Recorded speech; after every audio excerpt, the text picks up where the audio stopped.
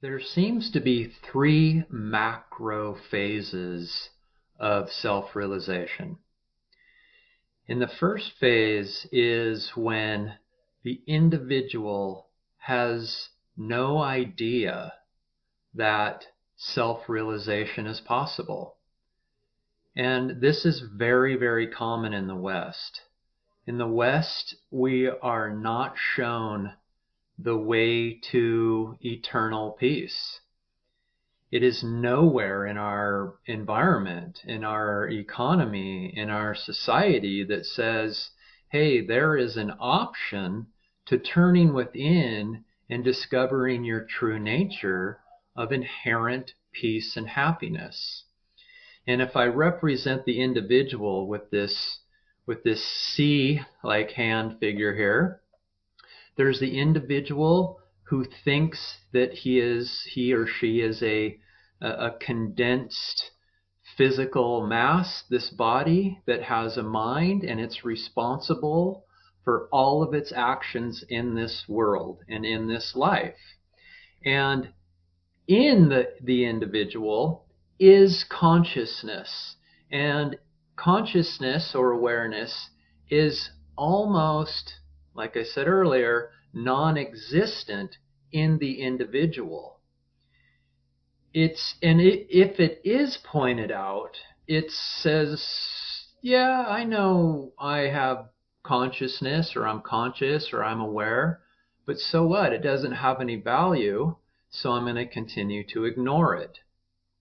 And this is the epitome of suffering. And I like to say it's almost a crime. It's a crime in the West that self-knowledge is not an option for us to relieve ourselves of our suffering. And some of us are going through significant suffering. In phase 2 of awakening is when the individual hears that their consciousness or their awareness or this thing called self is contained within them, and there is a possibility that awareness can be the gateway to experiencing peace. And what happens is when the individual turns into consciousness or awareness to see if it has value. And this is where the true journey begins, because the moment you turn your attention to it, and even if you need help understanding how to do that and how to experience a new experience of eternal peace via awareness, the moment you look at this, you realize that this has value. And the more it's pointed out to you and the more that you experience it directly, this consciousness, this awareness that once was a distant, fleeting no-thingness starts to grow. And it grows until these are somewhat equivalent, right? To where, wow, I've spent a lot of time in self-inquiry and I am experiencing this presence come through me now. It used to be in the background and now it's coming to my forefront. And now I'm an individual that has presence.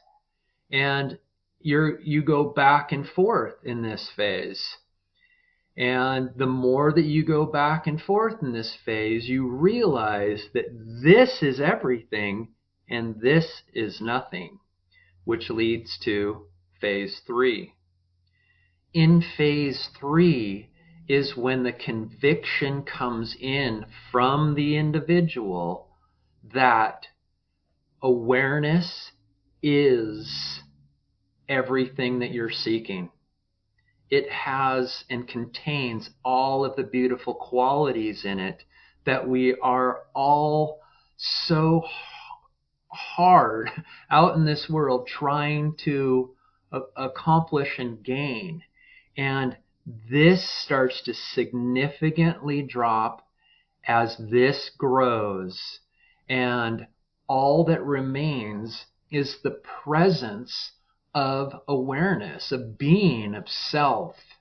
And now, this once distant individual is contained in the individual is it's a mirage, it's an illusion, so it's not real, so it's really nothing to be contained, but it's contained within awareness now.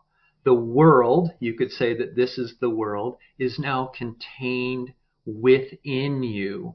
This is when you could say that you are no longer in the world, which is this, that the world is within you. And we all know the answer to get from here to here, and that is self-inquiry. That is turning your attention within and experiencing directly these beautiful qualities of our being, of our self. And it's just a remembering. When you turn your egoic mind into the infinite love of your heart, you're just remembering what your true nature is. And eventually, as you go from this to this, all you know is this after a while, regardless of what the world is doing.